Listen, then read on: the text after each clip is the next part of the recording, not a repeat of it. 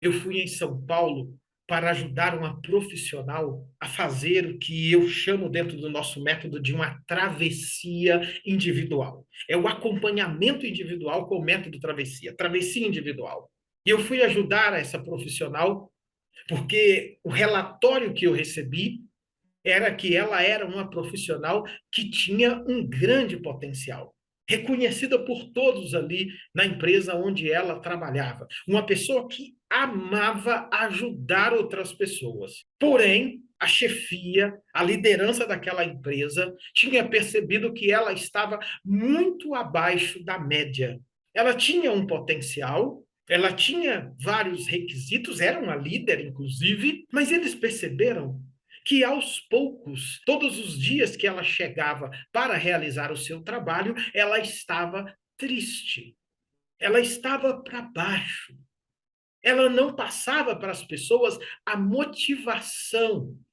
Ela que liderava grupos, ela que tinha que motivar a equipe, todos começaram a perceber que ela começou a ter um rendimento muito baixo nos projetos e não conseguia mais motivar e liderar os grupos que ela era a responsável. E aí, então, eu fui contratado como um profissional, treinador de pessoas, a ajudar aquela profissional a voltar a ter o seu desempenho. E aí, então, nós começamos, então, um trabalho. Iniciamos um diálogo, foi, então, o primeiro dia, foi o segundo dia, apresentei um pouco da minha história, as pessoas com quem eu já tinha ajudado a trabalhar para que ela pudesse ter confiança. Contei a história de alguns treinamentos que eu fiz ali na Coca-Cola, em algumas empresas, algumas fábricas da Coca-Cola, alguns líderes que eu também acompanhei, e fui trazendo para ela a confiança de que eu estava preocupado com ela.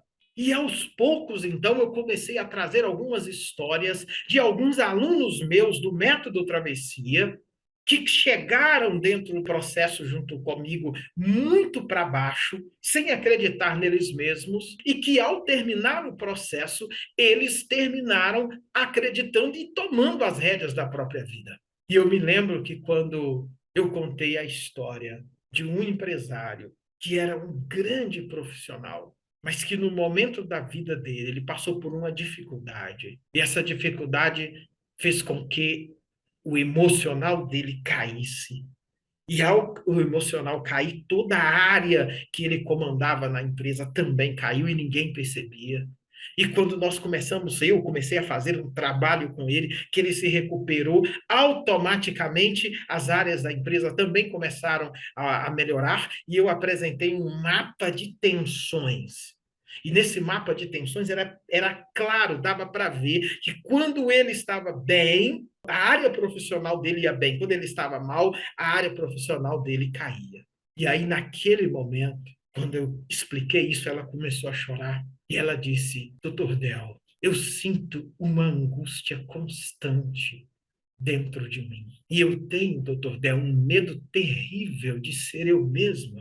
E eu não sei de onde vem isso. Eu não sei o que que é isso. Naquele momento, eu apliquei nela, naquele processo, uma parte do método travessia, que é o momento que a gente faz um memorial do histórico de vida da pessoa, para conhecer um pouco mais o histórico de vida. E quando eu fiz algumas perguntas, ela parou e teve então coragem e liberdade de dividir comigo realmente o que ela sentia.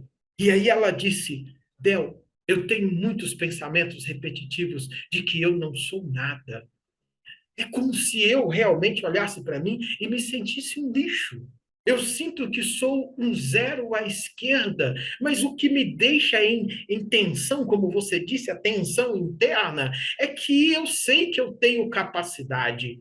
E eu, de um lado de mim, vem que eu tenho capacidade, porque as pessoas falam, mas do outro lado de mim, eu tenho a certeza de que eu sou um zero à esquerda. E esses pensamentos, eles não saem da minha mente a ponto de eu achar em determinado momento que eu sou um lixo e que em algum momento vai acontecer alguma coisa e tudo que eu conquistei eu vou perder.